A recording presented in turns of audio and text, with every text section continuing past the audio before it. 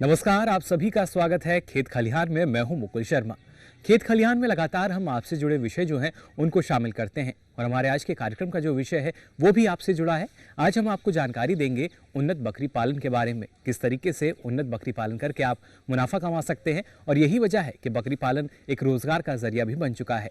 यही जानकारी देने के लिए हम आ पहुंचे हैं केंद्रीय बकरी अनुसंधान संस्थान मथुरा के मखदूम में। जी हाँ, और यहाँ के प्रधान वैज्ञानिक मनोज कुमार सिंह इस वक्त हमारे साथ मौजूद हैं। उनसे ये जानकारी लेते हैं किस तरीके से हमारे जो किसान भाई हैं वो उन्नत बकरी पालन कर सकते हैं। मनोज जी, बहुत बहुत स्वागत है आपका खेत खलिहान में। धन्यवाद।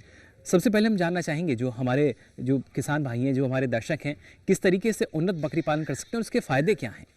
देखिए कि बकरी पालन के द्वारा किसान भाई अपनी आर्थिक उन्नति कर सकते हैं, अपने कुपोषण की समस्या से निजात पा सकते हैं जी। और ये रोज़गार का बहुत अच्छा साधन है। उसके लिए जो बकरी पालन है उसके कुछ प्रमुख बिंदु हैं, उनके ऊपर ध्यान रखना होगा, जैसे कि उन्नत बकरी प्रबंधन, उन्नत प्रजनन प्रबंधन, उन्नत पोषण प्रबंधन, उन्नत स्वास्थ्य प्रबंधन, उन्नत मार्केटिंग, स्मार्ट मार्केटिंग। जी। अगर इन सारे बिंदुओं पर ध्यान रखा जाए तो प्रति बकरी एक किसान एक वर्ष में 6,000 से 10,000 रुपया मुनाफा कमा सकता है। लेकिन इसके साथ साथ आपसे जानना चाहेंगे जो क्योंकि उन्नत बकरी हम पालन कर रहे हैं तो सबसे महत्वपूर्ण हो जाता है कि जो हमारी नस्ल है उसका चयन कैसे किया जाए। तो कौन सी जो उन्नत नस्लें हैं और कैसे उनका चयन हमारे जो दर्शक हैं अगर वो बकरी पालन करना चाहते हैं तो चयन करें वो? देखिए, हिंदुस्तान में बकरी की लगभग 24 नस्लें हैं जी। जिनको के विभिन्न क्षेत्रों में, विभिन्न राज्यों में हमारे पूर्वजों ने वहाँ की वातावरण एवं परिस्थिति के अनुरूप उनको विकसित किया।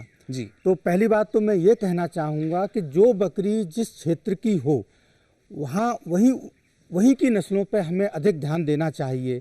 जैसे कि अगर कोई बकरी पूर्वी भारत की है, जैसे पूर्वी भारत में ब्लैक बंगाल नस्ल पाई जाती है जी। तो वहाँ के किसान उसी बकरी के ऊपर ध्यान दें। और जैसे उत्तर भारत है या उत्तर प्रदेश है जी। तो उत्तर प्रदेश में व्यावसायिक बकरी पालन के लिए जो बर्बरी बकरी की नस्ल है ये अति उत्तम है। बिल्कुल, जैसा आपने कहा कि आसानी से बकरी पालन आप कर सकते हैं, लेकिन एक कम से कम अगर हम बात करें तो कितनी जगह इसके लिए चाहिए, क्योंकि बकरी पालन हम कर रहे हैं, जगह का थोड़ा सा ख्याल रखना होगा, और कम से कम कितनी बकरियों से इसकी हम शुरुआत कर सकते हैं?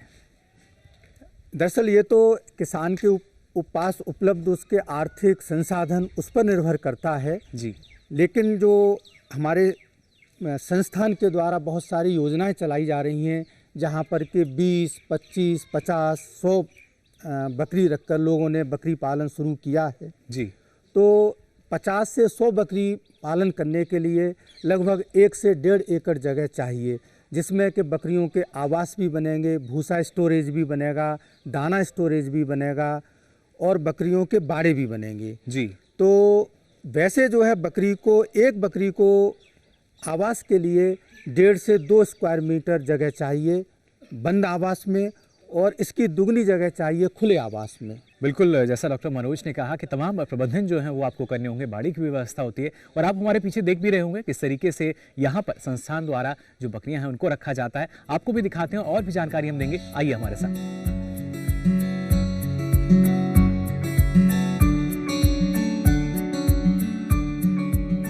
बिल्कुल डॉक्टर मनोज, जैसा आपने हमें बताया कि उन्नत नस्लें हैं और यहाँ भी हम देख पा रहे हैं, तो किस तरीके से जो हमारे किसान हैं या दर्शक हैं किस तरीके से वो उन्नत नस्लें ले सकते हैं? देखिए, आपने बहुत अच्छा प्रश्न किया कि हमारे जो क्षेत्र में जो किसान भाई हैं वो बकरियों की जो उन्नत नस्ल है, जो प्योर ब्रेड है, उसके ऊपर ध्यान नहीं दे रहे। जी। तो किसान भाई को जब भी व्यावसायिक बकरी पालन आरंभ करें हमेशा इस बात का ध्यान रखें कि वो शुद्ध नस्ल के जानवरों को ही रखें। अब जैसे कि अभी हम बर्बरी के बाड़े में हैं। जी बिल्कुल। तो अब ये बर्बरी नस्ल के कुछ लक्षणों के बारे में मैं आपको बताता हूँ। जैसे कि ये जो है इसका जो कोट कलर है वो वाइट होता है, उस पर ब्राउन स्पॉट होते हैं। जी। इसके जो कान हैं वो छोटे होते हैं और इरेक्ट होते हैं। आपने देखा हुआ कि हिरन की तरह पहचान इसकी हम कह सकते हैं। ये बर्बरी नस्ल की पहचान है। बिल्कुल। ऐसे जितनी भी बकरियों की नस्लें हैं उनकी अलग अलग पहचान है। जी। अभी आपने बहुत अच्छा प्रश्न किया कि हम बकरियों का चुनाव कैसे करें, जो प्रजनक बकरे हैं उनका कैसे चुनाव करें। बिल्कुल। तो एक तो हमें इस बात का ध्यान रखना चाहिए कि जो हम बच्चा प्रजनक बकरे के रूप में चुन रहे हैं वो शुद्ध नस्ल का हो, यानी कि उसके जो माँ बाप हैं वो भी शुद्ध नस्ल के हों। दूसरी बात यह है कि उसकी जो बढ़वार है, जो विभिन्न उम्र के सोपान हैं, जैसे कि 3 महीना, 6 महीना, 9 महीने पे, तो उसकी बढ़वार तेजी से होनी चाहिए और उसकी माँ के नीचे पर्याप्त दूध भी होना चाहिए। तो ऐसा नर प्रजनक बकरे के रूप में बहुत उपयुक्त रहेगा। और हम आमतौर पे 10 या 12 महीने की उम्र में ऐसे नर का चुनाव कर लेते हैं। उसके बाद हम देखते हैं कि ये बकरियों पे माउंट करता है, उन्हें कवर करता है कि नहीं। अगर ये बकरियों पे माउंट करता है, उनको गर्भाधित करा देता है, तो ऐसा बकरा उत्तम रहता है। बिल्कुल डॉक्टर मनोज, लेकिन इसके साथ साथ हम ये जानना चाहेंगे, जो जैसा कि आपने बताया जो बकरा है, लेकिन क्या कुछ उम्र जो होती है वो होती है कि उसके बाद ही उसका चयन आप लोग करते हैं? और एक अगर देखा जाता है कि जिसका बकरे का चयन कर रहे हैं, एक समय जो है वो निर्धारित होता है कि इतनी उम्र के बाद उसका चयन किया जाएगा?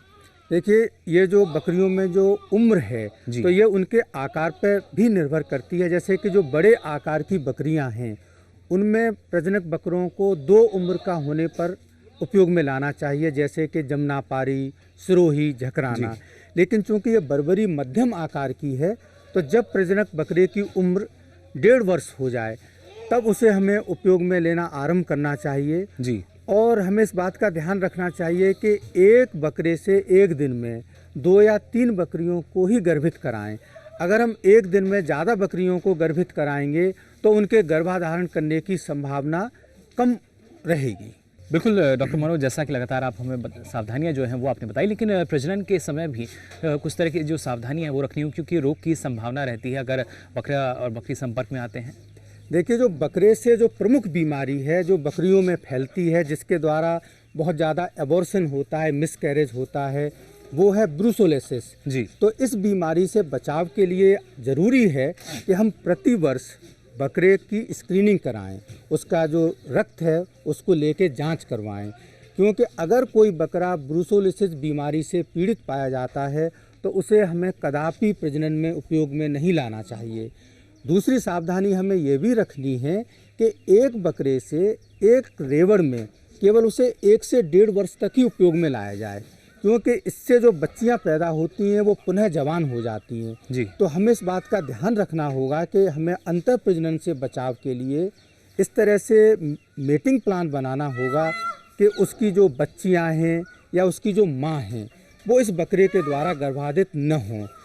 दूसरा, हमें ये भी सावधानी रखनी होगी कि उस बकरे का जो बच्चा पैदा होता है, नर पैदा होता है, वह भी हम उसी रेवड़ में न इस्तेमाल करें। तो इसके लिए मैं किसान भाइयों को ये सलाह देना चाहूँगा कि वो प्रत्येक 1 से 1.5 वर्ष के बाद अपने नर को बदल दें। और जो दूसरा प्रजनक बकरा है वो दूसरे किसी किसान भाई के यहाँ से लेके आएँ। इसकी सुगमता के लिए वो ये भी कर सकते हैं कि अपना जो प्रजनक बकरा है वो किसी दूसरे को दे दें और दूसरे का जो प्रजनक बकरा है उसे स्वयं इस्तेमाल कर लें, क्योंकि अंतः प्रजनन की दर बहुत ज़्यादा होने पर उनकी जो वृद्धि दर है, जो बढ़वार दर है, दूध देने की क्षमता है, बीमारी से लड़ने की क्षमता है, वो कम हो जाती है। बिल्कुल, इसलिए ज़रूरी यही कि जो तमाम सावधानियां हैं ये हमारे किसान भाइयों को रखनी होगी जो बकरी पालन कर रहे हैं और जो बकरी पालन करना भी चाहते हैं, लेकिन उन्नत बकरी पालन से जुड़े कुछ और भी पहलू हैं वो भी जानते हैं। आइए हमारे साथ।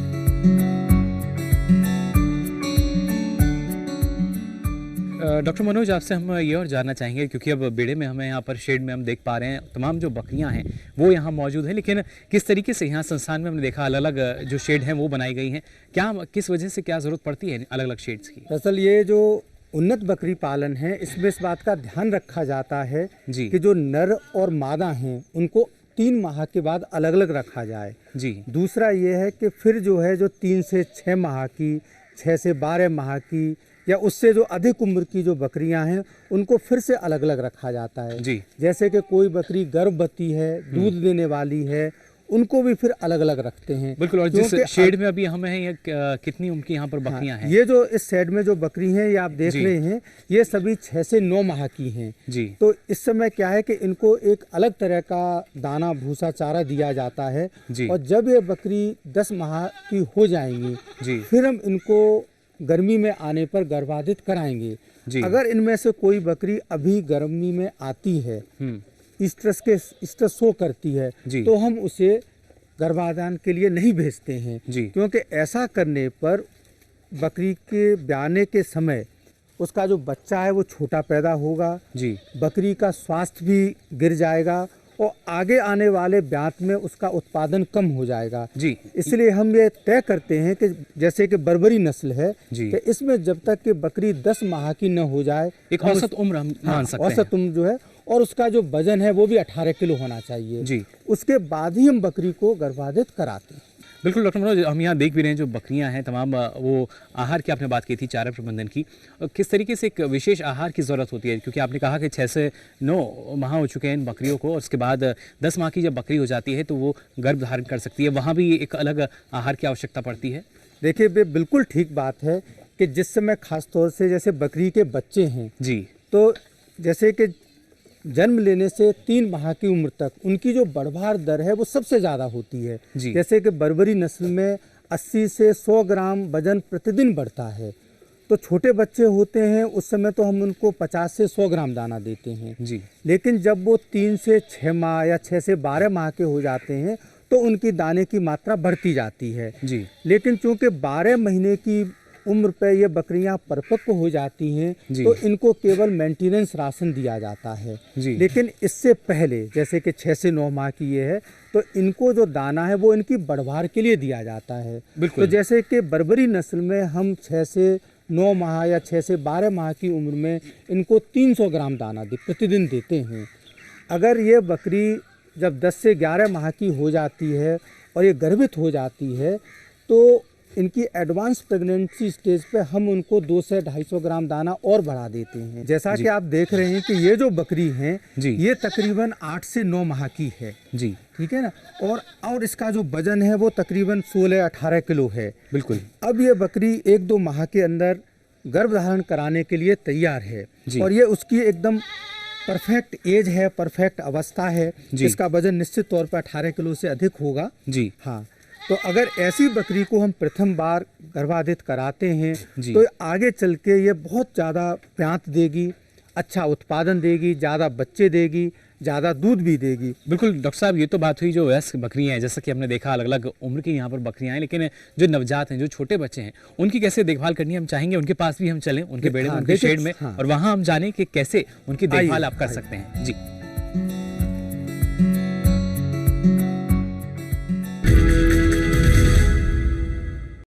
क्या सोचते हैं वो जिन्हें चुना आपने?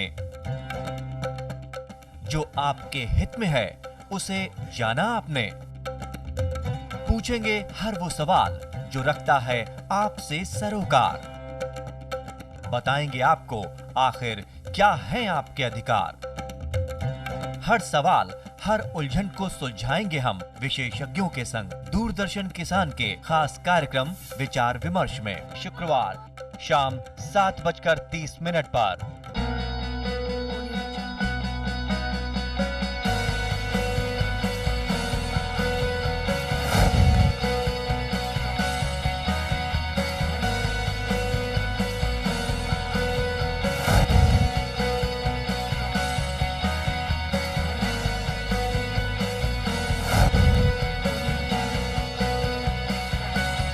कैसे हैं आप?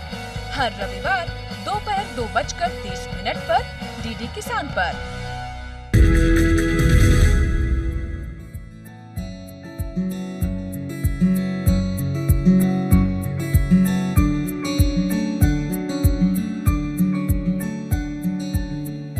तो बिल्कुल डॉक्टर सिंह, यहाँ जैसा कि हमारे दर्शक भी देख पा रहे हैं, हम पहुँच चुके हैं जहाँ पर छोटे बच्चों को रखा जाता है, और ख़ासतौर से यहाँ अगर डॉक्टर सिंह बात की जाए, हरियाली भी हमें नज़र आ रही है, कई तरह के जो पेड़ हैं वो लगाए गए हैं, तो ये सिर्फ छाया के लिए है, इनका कुछ अलग महत्व है? देखिए, जो बकरियों के छोटे बच्चे हैं जी, उनका प्रबंधन है वो बहुत महत्वपूर्ण है, बहुत सेंसिटिव विषय है जी। क्योंकि बकरियों में अगर छोटे बच्चों की देख रेख अच्छे से न की जाए, उनकी सफाई का ध्यान न रखा जाए, उन्हें समय पर पानी न पिलाया जाए तो वो कमज़ोर हो जाते हैं, फिर उनमें बीमारी भी तरह तरह की हो जाती हैं। तो छोटे बच्चे जहाँ पे हों वहाँ हमें इस बात का ध्यान रखना चाहिए कि वहाँ सफाई बहुत अच्छे से हो, बिल्कुल सफाई बहुत पर्याप्त हो, और उन्हें समय समय पर पीने का पानी और चारा भी मिलता रहे।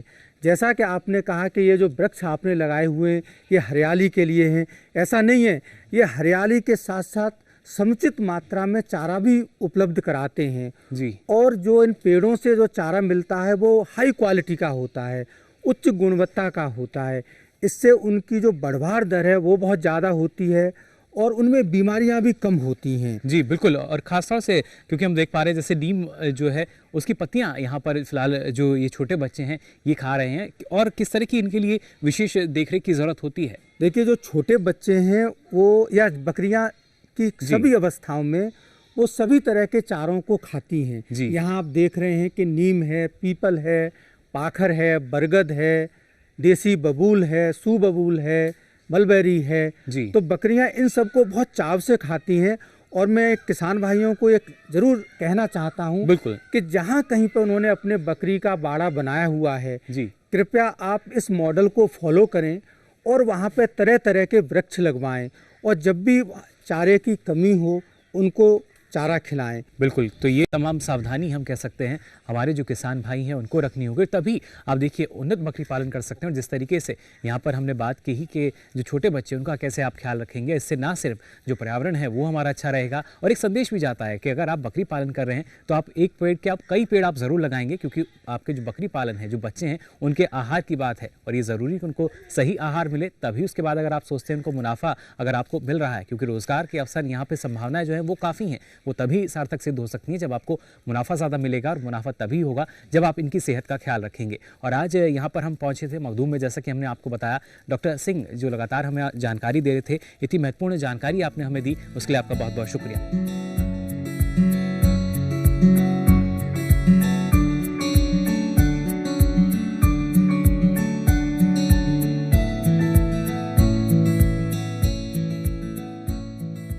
केंद्रीय बकरी अनुसंधान संस्थान की अगर बात की जाए, यहाँ से लगातार जो किसान हैं वो यहाँ पहुँचते हैं और यहाँ से जानकारी लेकर जाते हैं। उसके बाद एक बड़े स्तर से लेकर छोटे स्तर की भी अगर बात की जाए, यहाँ पर हमारे जो किसान हैं वो उन्नत बकरी पालन कर रहे हैं। एक यहाँ पर और भी जो किसान हैं यहाँ पहुँचे हुए हैं जानकारी लेने के लिए, उनसे भी हम जानकारी ले लेते हैं किस तरीके से वो उन्नत बकरी पालन कर रहे हैं और यहाँ इस संस्थान से कितनी जानकारी उन्हें मिली है जिसका फ़ायदा वो अभी तक उठा चुके हैं। केंद्रीय बकरी अनुसंधान से बकरा मुझे प्राप्त हुआ और मुझे बकरियां भी कुछ प्राप्त हुई और बाहर से कुछ मैंने बकरियां परचेज़ करी, जिसमें मुझे जो है उनसे प्रोडक्शन हुआ और कम टाइम में, कम समय में मुझे अच्छे जो है उनसे बच्चे और उन्नत नस्ल के बच्चे प्राप्त हुए।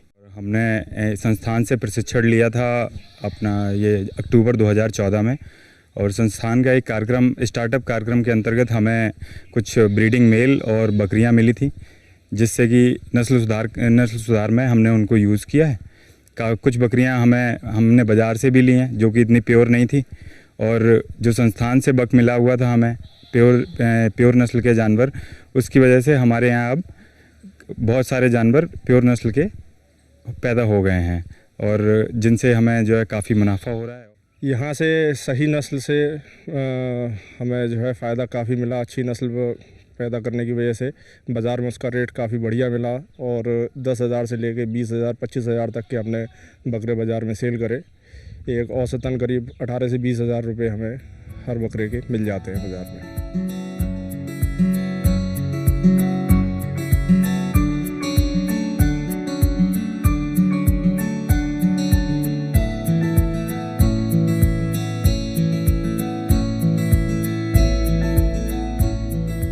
केंद्रीय बकरी अनुसंधान संस्थान की अगर बात की जाए, यहाँ के निदेशक जो हैं मनमोहन सिंह चौहान जी, वो इस वक्त हमारे साथ मौजूद हैं। मनमोहन सिंह चौहान जी, बहुत बहुत स्वागत आपका खेत खलिहान। धन्यवाद। बिल्कुल डॉक्टर साहब, आपसे हम जानना चाहेंगे अगर संस्थान की हम बात करें, किस तरीके से लगातार जो संस्थान है ये काम कर रहा है? देखो, ये हमारा जो है केंद्रीय बकरी अनुसंधान संस्थान जो हमारे यहाँ है, इसका मुख्य उद्देश्य ये है कि जो हिंदुस्तान में जितने भी बकरियाँ हैं, जितने भी डिफरेंट ब्रीड्स की हमारे पास जो है जो बकरियाँ हैं, उन पर पहले खोज हो, उन पर हम ये करें कि किस ढंग से अच्छी जो है नस्ल को बढ़ावा दें, और जो नस्ल हमारे पास पैदा हो जाती हैं, जो होती हैं, उसको हम जो ये है कि फार्मर्स तक पहुंचाएं। जी। हमारा मुख्य उद्देश्य है कि जो ये और भी है कि बकरियों में क्या होता है कि हर बकरी हर जगह नहीं हो सकती है, उपलब्धता नहीं होती है। तो हमारा ये है कि कोई खास जो ब्रीड है जो एक जगह, जैसे हमारा है कि जहाँ बरसात ज़्यादा होती है वहाँ पर कोई ब्रीड होगी, जहाँ पर बरसात कम होती है वहाँ पर दूसरी ब्रीड होगी, जहाँ पर ऐसी है कि कोई जो है उसका जो टेम्परेचर अलग है वहाँ पर और कोई ब्रीड होगी। तो हमारा ये है कि कौन सी ब्रीड कहाँ पर फिट होगी, और इस ढंग से हम काम कर रहे हैं। हमारे संस्थान में डिफरेंट एरिया पर हमारे यहाँ हो रहा है काम। बिल्कुल डॉक्टर चौहान, जैसा कि आपने बताया जो तमाम नस्लें हैं वो इस संस्थान में हैं और इसी की जानकारी जो है वो आप लगातार किसानों को भी देते हैं। लेकिन क्या ये पूरी प्रक्रिया है, कैसे जो किसान हैं वो इन नस्लों के बारे में जाने, यहाँ पहुँचे और इसकी जानकारी ले सकते हैं? हमारे यहाँ क्या होता है कि हम हर साल जो है 4 या 5 हम मतलब किसानों के लिए ट्रेनिंग करवाते हैं। यहाँ पर किसान आते हैं, हम उनका रख रखाव का ध्यान रखते हैं। 10 से 12 दिन वो हमारे साथ रहते हैं और उनको जो भी हमारे पास जो ब्रीड है, जो जैसे हमारे पास जमुनापारी है, बर्बरी है या जखराना है, उसके बारे में हम ब्रीड के बारे में उनको डिटेल में नॉलेज देते हैं कि कैसे उनका रख रखाव होता है, कौन कौन सी वैक्सीन उनको होगी, कैसे उनके दवाइयों का वो होता है, ताकि जो है वो सारा सीख कर जाते हैं। जब किसान वापस जाते हैं तो उसके बाद में वो अपने यहाँ देखते हुए हमारे यहाँ एक एप्लीकेशन भेजते हैं कि हमें इस ब्रीड का ये बकरी चाहिए या ये बकरा चाहिए। तो हम हमारे पास एक थोड़ा सा गाइडलाइंस है कि किस हिसाब से हमें उनको देना है और हम किसानों तक वो अपने यहाँ की जो नस्ल है उनको पहुँचाते हैं। बिल्कुल। इसके साथ साथ हम ये ध्यान रखते हैं कि वहाँ पर वो ठीक ढंग से रख रखाव करें। तो उसको डिटेल में हम ये कोड देते हैं कि ताकि आप ये जो आपने जो ब्रीड ले गए हैं इसका रख रखाव कैसे हो सके।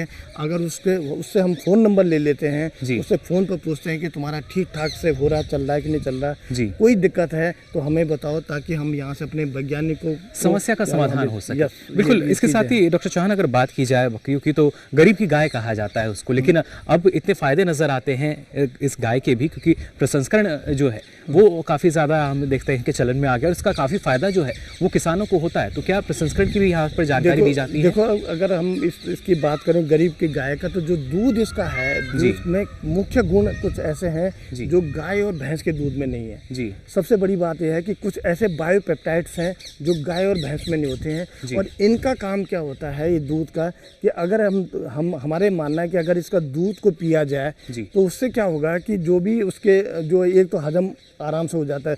ये कहा गया है कि ये इसका दूध कहीं ना कहीं आदमी के दूध के बराबर मिलता जुलता है।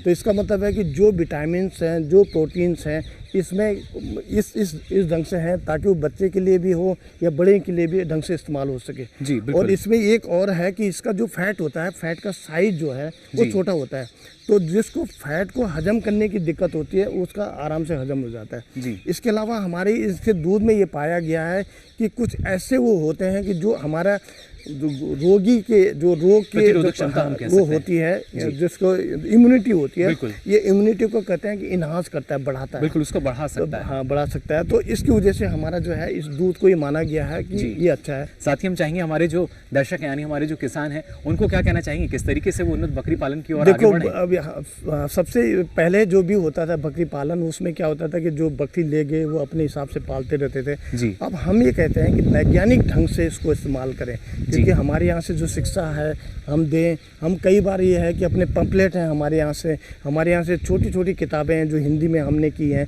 संस्थान से हम डिफरेंट जगह पर दूसरे पार्ट में भेजते हैं। हमारे यहाँ एक ऑल इंडिया जो है कुछ वो है प्रोग्राम है जिसमें हम की सारे जगह जहाँ पर जो भी फार्मर्स हैं, जो भी वहाँ पर है के हैं, किसी जो है विज्ञान केंद्र है, वहाँ तक हम पहुँचाते हैं, और ताकि वहाँ पर फार्मर्स आकर वैज्ञानिक जो ढंग से अगर इसका इस्तेमाल करते हैं और इसको वो करते हैं, तो इससे एक तो ये है कि कम से कम इनपुट में मैक्सिमम आउटपुट लें, और दूसरा ये है कि उनको नुकसान ना हो। बिल्कुल। देखिए, जो किसान हैं वो अच्छे से और ज़्यादा अच्छे से ना सिर्फ एक आजीविका के रूप में बकरी पालन कर सकते हैं, बल्कि पूरे परिवार का वो उससे भरण पोषण भी कर सकते हैं। डॉक्टर चौहान, इतनी महत्वपूर्ण जानकारी आपने हमें दी, हमारे दर्शकों को दी, इसके लिए आपका बहुत बहुत शुक्रिया। नमस्कार, थैंक यू।